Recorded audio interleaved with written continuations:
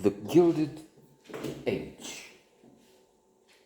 Interesting that I have seen a documentary, one of the 26,000 episodes.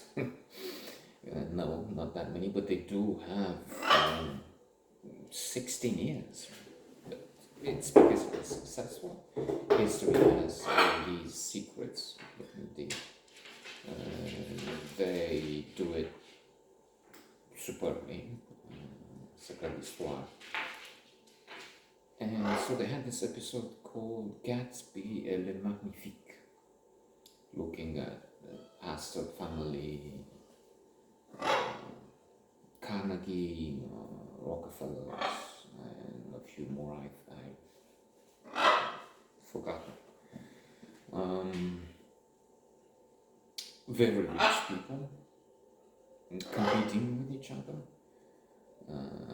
clashing with each other, and it was good to see that what we have in the Gilded Age, in the series, by now I think it's episode 6, is based on reality. We have Mrs. Astor as a symbol of kind of crime of pure nobility, if you will, although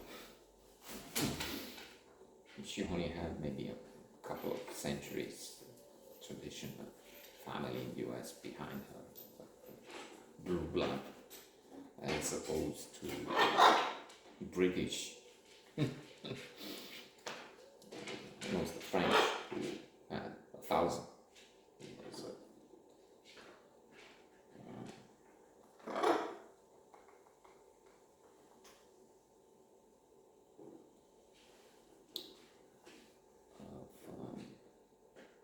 Nobility. So,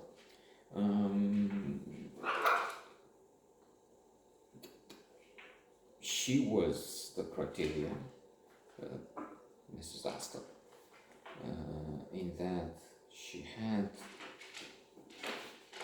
400 people she could invite, and they were I was going to say establishment, the creme de la creme, the ones that matter.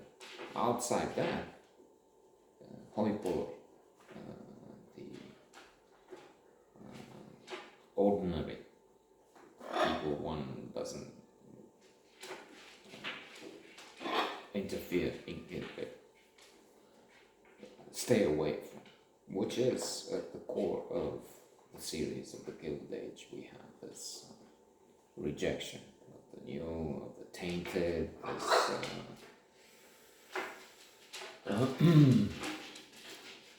there's the fear of compromise.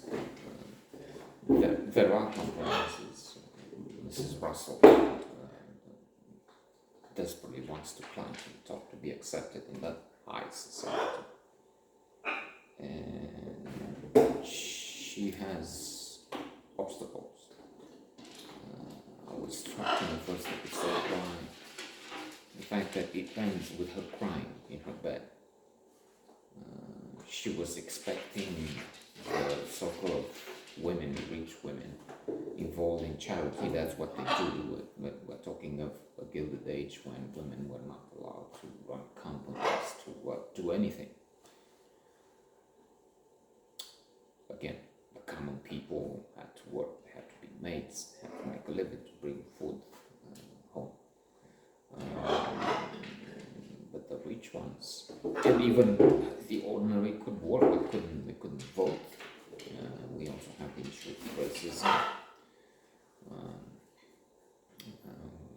which is explored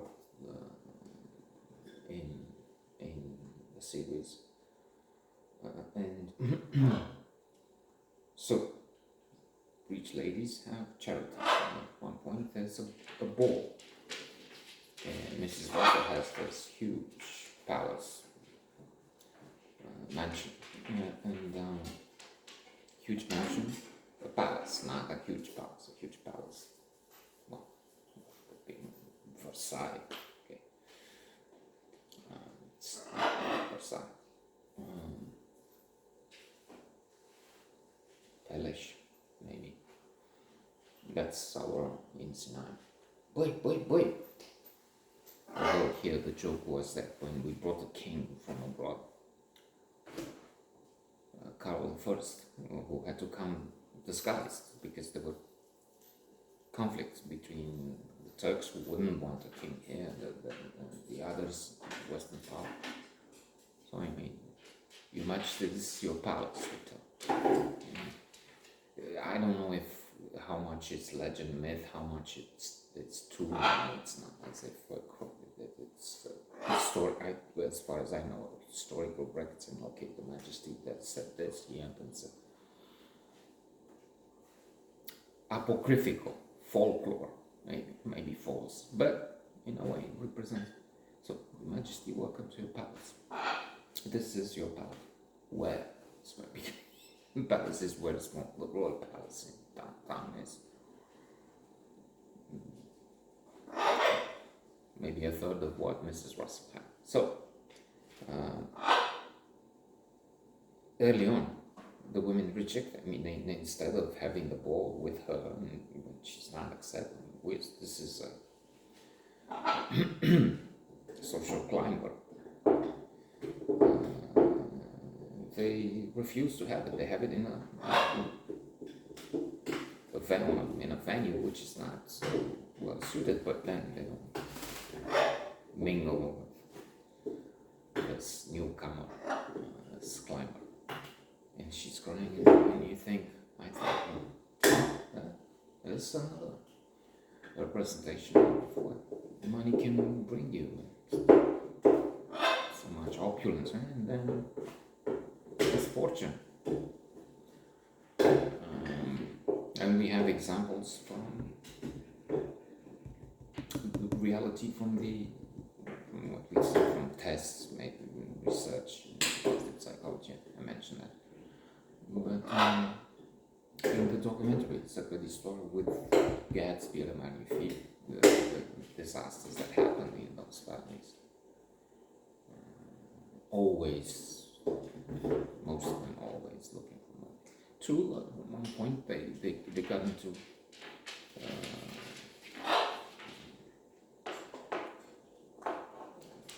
creating museums, creating foundations, and we have Rockefeller Center, we have some Carnegie, and the names became synonymous with arts, with benefactors.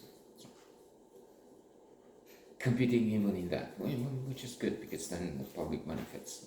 Who's doing more? So coming back, Mrs. Russell may be onto something because maybe she has a way into the circle of Esther, the queen of high society.